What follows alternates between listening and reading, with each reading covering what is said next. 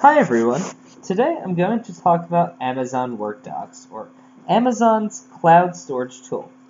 And what I'm going to do is I'm going to start off by describing a little bit about what WorkDocs is, what it can do, and some general facts about it. Then I'm going to go into how you can set up a WorkDocs site so that you're able to collaborate, share files and folders with your team or people outside of your team. And then I'm going to show you my code demo, how Amazon WorkDocs integrates well with the CloudTrail API, and show you how you can track what your users are doing in your WorkDocs site.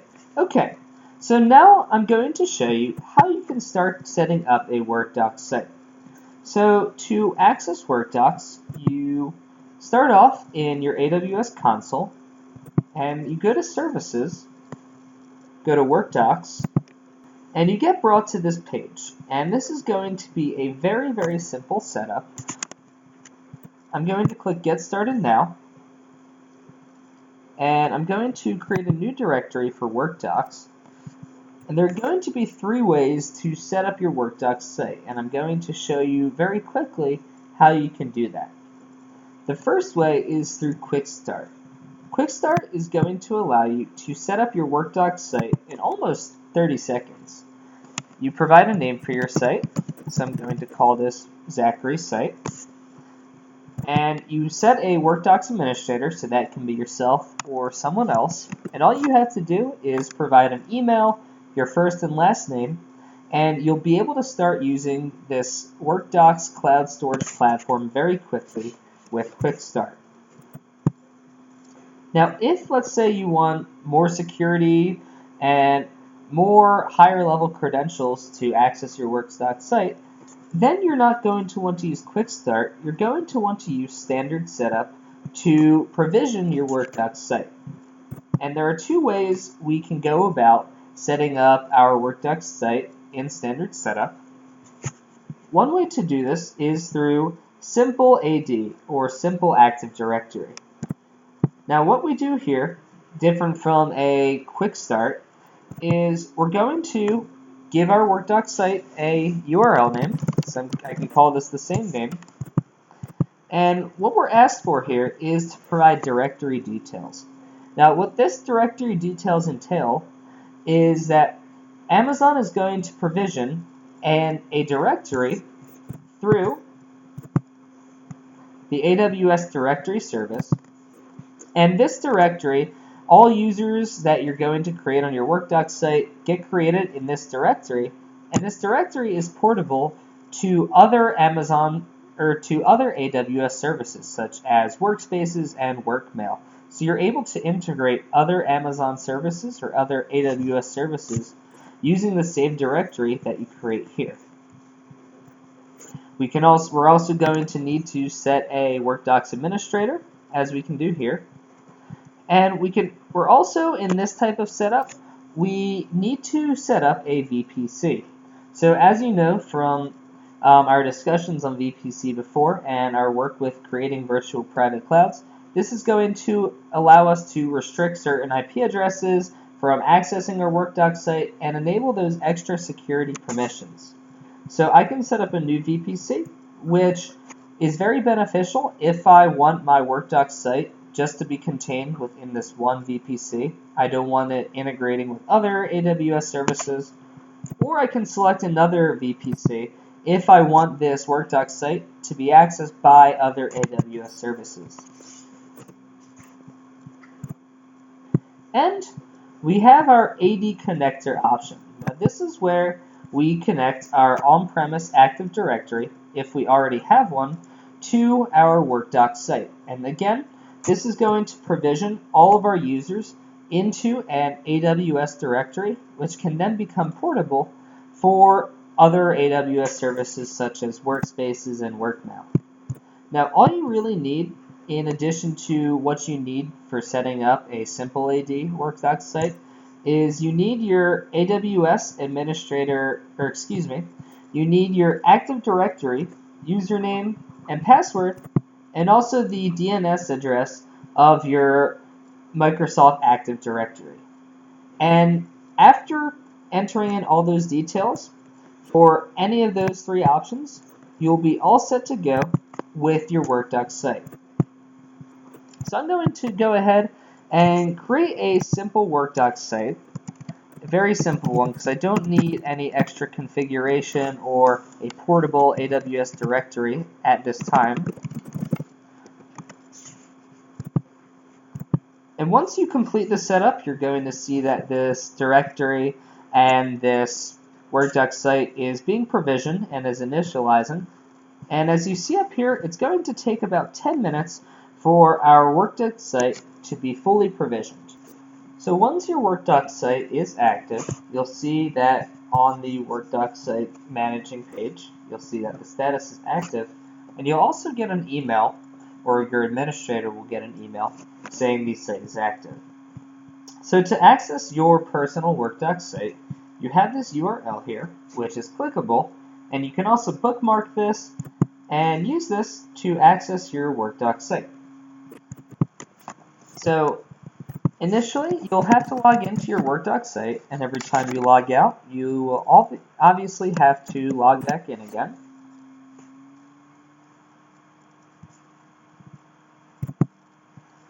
And now we're presented with our WorkDocs site. So I'm going to walk you through the different actions that you can take within your WorkDocs site to get the most out of this cloud storage and collaboration platform. So the first thing you're probably going to want to do is set up the security and permissions for your WorkDocs site. So we can do that by accessing administration, and we can change our preferred language settings for emails. We can also change if we want our users to get a limited amount of storage, or if we want our users to have an unlimited amount of storage, which comes with an extra cost. We can also choose who our users can send links to files to. So when you put files in your WorkDocs site, which we'll see in a little bit, those files come with URLs which people can then use to access those files. So by default, users can send links to anyone, regardless of domain or who they are. We can limit link sending or link sharing. We can limit link sharing so that users only send links to specific domains. So for example, they can only send links within this domain,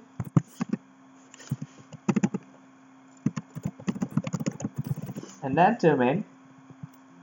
Or we can specify that users cannot send any links, that they cannot send links to documents outside of the domain, and they can only share within the WorkDocs site.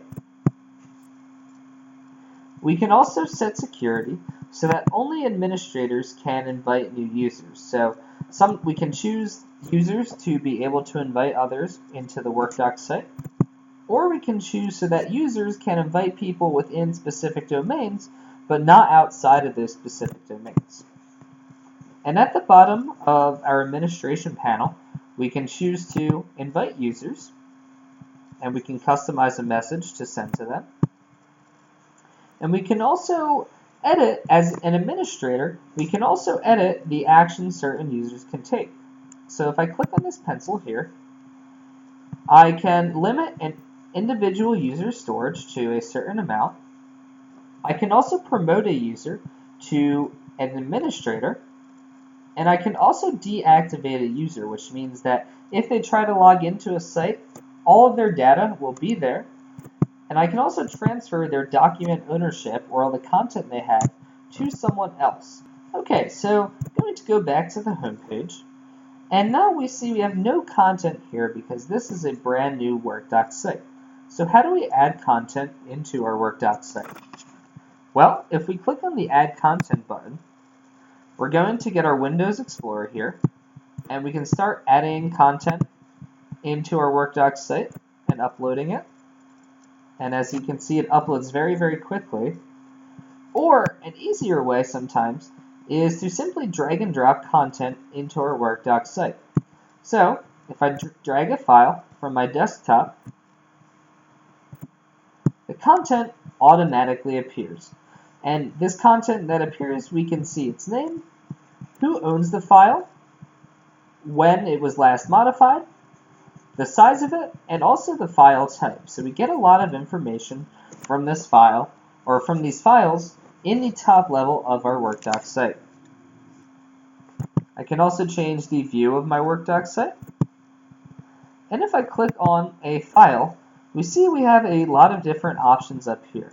So we're able to open up the file and take actions on it, which I'll show in a little bit. We can also share out the file. So we can share this with other users in our domain or outside of the domain, depending on security settings. We can download the file. This is going to download this to our desktop in our downloads folder. We can delete and rename the file. We can also move this to other folders in our WorkDocs site. So if I go to this folder here, if I double click on it, the file is now moved here. And we can also share this file out as a link. So right now I'm going to talk about the sharing settings a little bit more and what they entail. So what sharing allows you to do is it allows you to share this file or a folder with other people either in your WorkDocs site or outside of, or in another domain if allowed, or outside of both.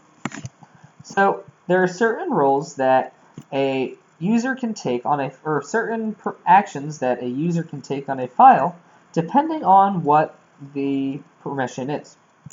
So if someone co-owns a file, that means that they are able to edit a file, they are able to add other users to the file, and they can also remove users as well. If someone is a contributor, that person can only edit the file and also add users to the file.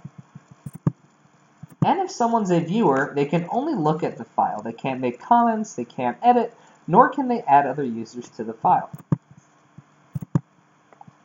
If I share out a file as a link, I can give someone, if I share out this file as a link, I can give someone edit access to the file or simply view access through read only. And then I can copy and paste this link into a website, into a web form, or an email so that the file becomes readily accessible to many, many people. Now let's say I want to take actions on this file. I want to make edits or comments to this file. So I need to open up the file. Now unlike, say, Box or Google Drive, Amazon doesn't come with content editing tools automatically. So there are limited actions we can take, but they're also very useful. And I'm going to show you what you can do in editing a file with WorkDocs. So if I drag and drop on any point in the file, I can leave a comment on that specific part of the file, and I can see that comment corresponds to the selection in the file. I can do that again here. I can see the arrow corresponds to the comment, so very easy to leave comments. And as you can see, I can see my history of comments in the right here, as well as the version for these comments.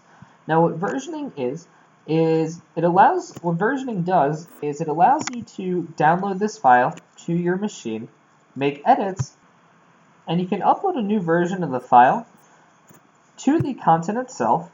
So right now we see this is a new version of the file. I can move back and forth between versions. And I can see there the comment history of one version and also of the second version, which there is none for at the moment. If I click on people, I can see who has the file or who owns the file. If I go to activity, I can see what activity has been taken on this file, such as who has uploaded a most recent version, who has shared out this file, what comments have been made, and the name of the person taking those actions is going to appear here as well.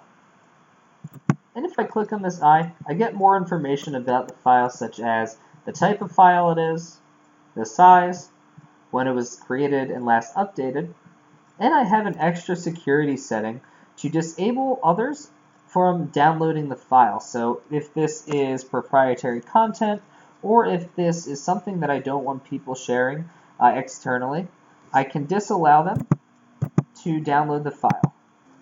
Okay, so for my last part of the project, what I want to show you is my code demo. And my code demo is going to involve how WorkDocs can integrate with AWS CloudTrail. So, as you might already know, CloudTrail allows us to log all actions that occur within our AWS account. So this app that I'm going to show you and this code I'm going to show you uses CloudTrail logs and filters out those events so only AWS WorkDocs events appear, and they're going to be specific AWS WorkDocs events. So to start out, what you have to do is access CloudTrail in your AWS console.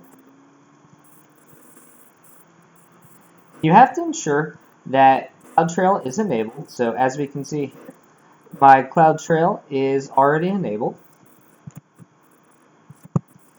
And then what we have to do is we need to go to this URL here. So we need to access the AWS CloudTrail Processing Library. So this is going to give us the relevant classes that we need to construct our code and create our filters.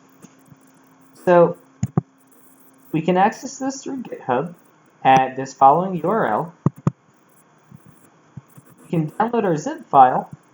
We open up our zip file. And then with the main package in our zip file, we are going to create a project in Eclipse.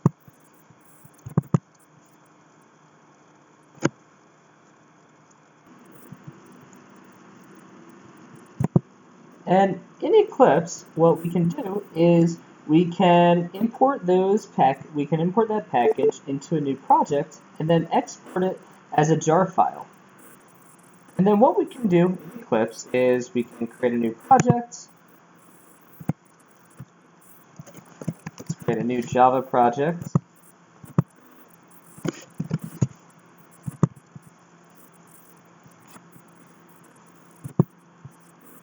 And then we can import that package into our new project and then export that as a jar file.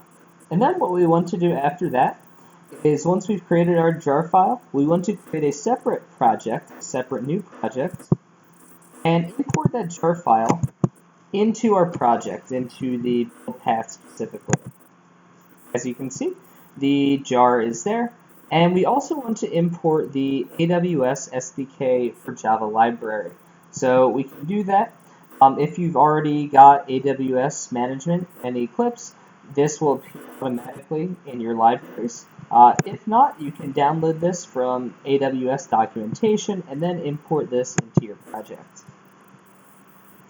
Okay, so now I want to show you some of the classes and files that you'll need to run your project. So what you're going to need first is a properties file, which contains information such as your AWS access and secret key. And you're going to have to create an SQS queue to allow the log files to process within that queue and then be able to get information from those log files. So go ahead and create a queue, an SQS queue, and then enter the URL in this properties file. And you can also specify your SQS region as well as other SQS properties. In addition to that, you need to create an events processor to be able to take events from CloudTrail and process out what those events are. So this is going to parse the details of those events.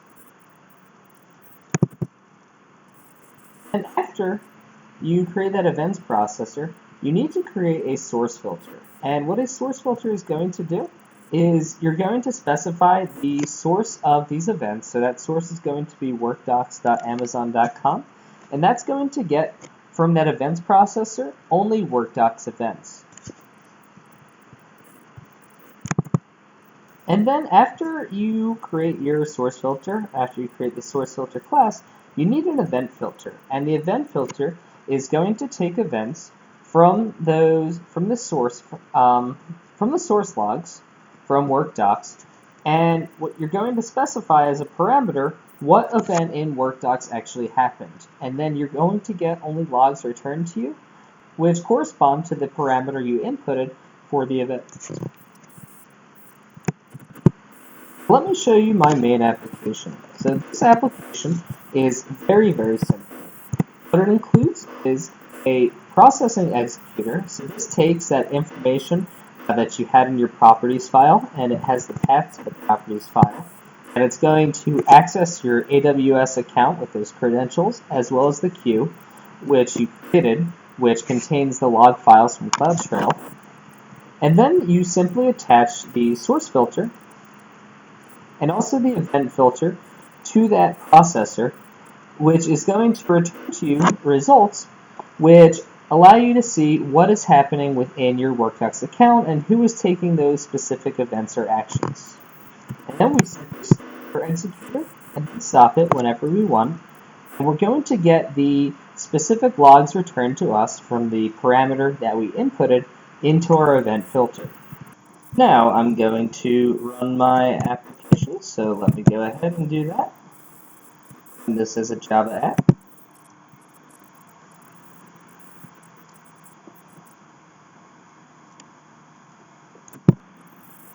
Okay, and as you can see in the upper right, we are getting the results, so I added in this print line here and put the application to sleep for a little bit. Wait till it gets the results, and voila, we can see that our event, we removed a user. And we can see this comes from WorkDocs. You can also see the person who took the action, which was me. Okay, so I want to thank you very much for tuning in, for watching my demonstration on Amazon WorkDocs, how to use WorkDocs, and how to manage CloudTrail with WorkDocs, and have a great rest of your day.